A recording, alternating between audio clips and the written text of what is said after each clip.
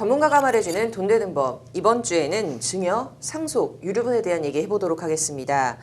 이 주변에 상속 문제로 소갈이 하시는 분들 많이 보셨을 것 같은데요. 과거에는 이 상속 재산을 두고 상속인들끼리 이견이 있어도 크게 다투지 않는 경우가 많았지만 이미 상속 재산을 둘러싼 분쟁은 요즘에는 많이 볼 수 있는 시대가 됐습니다. 자, 오늘 그래서 이 증여와 상속 그리고 유류분에 대한 구체적인 얘기 나눠보도록 하겠습니다. 변호사님 어서 오십시오. 네. 세무사님 어서 오세요. 네, 안녕하세요.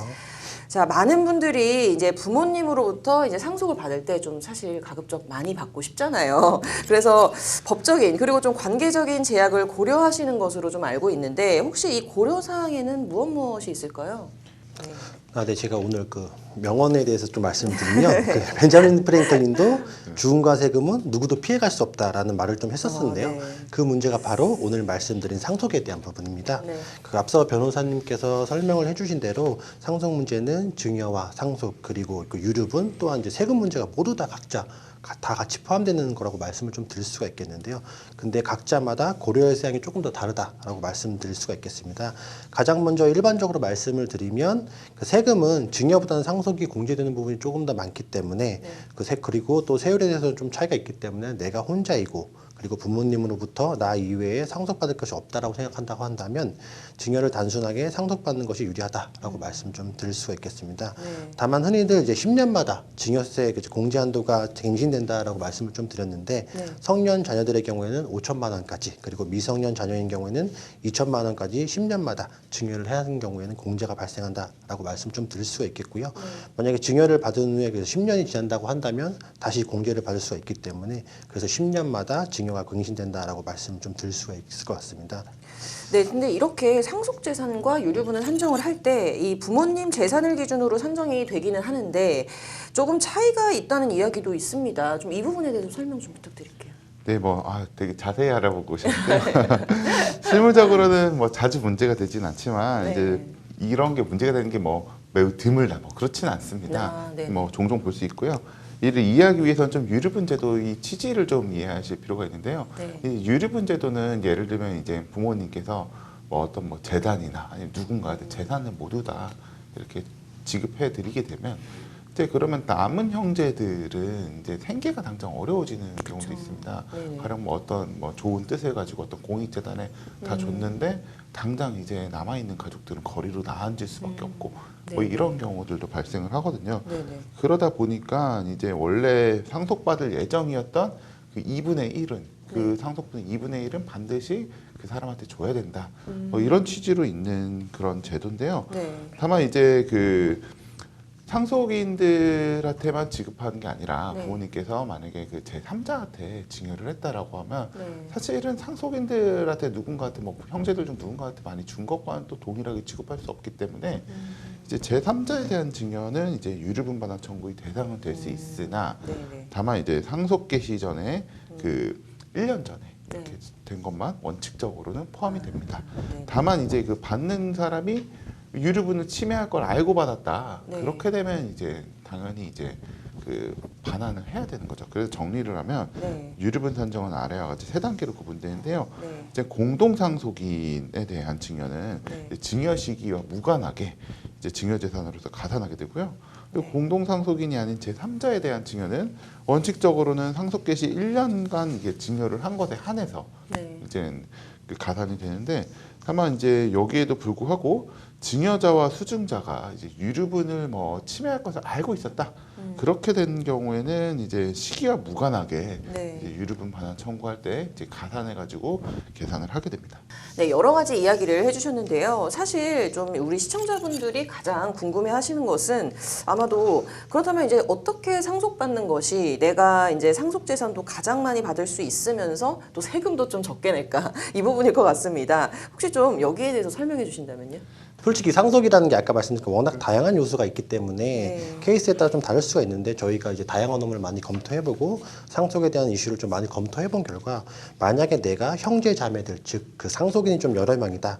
그리고 부모님의 재산 규모가 좀 크다. 즉 이제 상속 재산가액이 우리가 생각했던 것보다 세율이 좀 높다라고 한다면 우선 받으실 수 있을 때 사전 증여를 통해서 많이 받는 게 좋다라는 부분에 대해서는 저희가 세금적으로나 여러 가지 면도를 검토해봤을 때 가장 그 부분이 좀 유리하다라고 말씀드릴 수 말씀드리겠습니다. 네, 그거 혹시 이유가 어떻게 될까요? 아까 잠깐 말씀드렸다시피 증여보다는 상속이 당연히 과세면으로 조금 더 부담이 적은 건 맞습니다. 그래서 세금만을 고려하다 보면 증여보다는 무조건 좀 상속이 유리하다라고 말씀 좀 드릴 수가 있는데, 증여는 말대로 공제가 되는 범위 내가 10년 이내에 있기 때문에 그런 차이가 좀 있는데, 그러나 이제 이거는 나 혼자만 있었을 때 케이스인 거고, 만약 공동 상속인 전체 이제 복리후생을 고려한 부분인 거고, 이와 같이 상관없이 이게 나의 재산이 전부가 다 귀속되는 부분은 좀 아니거든요. 그래서 결국에는 응능과세 원칙에 따라서 일단 이제 이익이 있어야 세금이 부과되는 거고, 중요한 거는 이제 우리 상속인들 전체의 세금에 대한 부분을 고려하는 것보다는 아까 말씀드린 것처럼 과연 내가 얼만큼 받느냐, 내 주머니에 얼만큼 들어오냐가 가장 큰 이슈가 되기 때문에 과세는 이제 가상세든 특별한 사정이 없는 한 수익을 넘지 않은 범위 내에서 과세가 되기 때문에 1인 기준으로서는 역시 세금을 납부하는 것보다 자신이 먼저 낳는 것이 중요하다라고 말씀 좀 드릴 수가 있겠습니다. 그래서 따라서 공동상속인 전체의 복리후생을 고려하시는 부분이 아니라 나의 이익, 즉 내가 얼만큼 받게 되느냐를 우선시해서 생각하신다고 한다면 일단은 증여를 통해서 사전으로 먼저 소유권을 획득하시는 게 좋다 말씀드릴 거 있겠습니다. 자, 그런데 이 사전에 증여를 받는 경우에 이미 그 이 상속분에서 좀 공제가 되는 거 아닐까요? 네, 뭐 말씀하신 게 이제 이론적으로는 맞는데 이제 실제로는 이제 그 증명이 좀 쉽지 않습니다. 네네. 이게 이제 먼저 다른 상속인 중 누가 이미 사전 증여를 많이 받았다라는 거는 내가 더 받고 싶은 사람이 이렇게 증명을 해야 되는데, 그러면 이제 부모님이 이제 생존해 계셨던 동안 이제 수십 년 동안의 뭐 거래 계좌나 자산의 이동을 다 파악을 해야 되고요. 근데 이게 상속이 딱 발생하면 이제 장례를 하고 이제 애도의 분위기가 이렇게 있는데, 다른 한편으로는 이제 또 상속분도 이제 고민을 안 할 수는 없는 거고.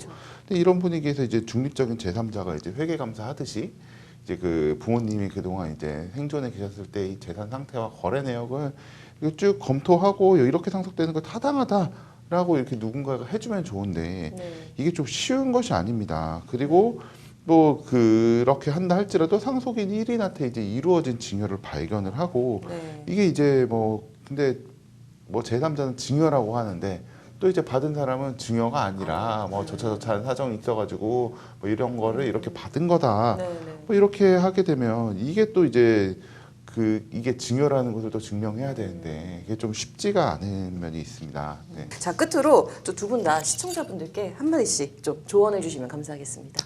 네, 오늘은 저희가 이제 상속과 증여 유류분에 대해서 말씀을 좀 드렸는데, 이것이 약간 어머니 말씀드린 것처럼 이게 재산관에 관련해서 좀 초점이 된 거고, 이게 또 그 가족들 간에 이제 우리가 알고 있는 동양적인 관점으로는 사이좋은 가족이 돼야 되는 부분인데 금전적인 게 많이 이슈가 되면 서로 간에 분쟁이 되는 경우가 많잖아요.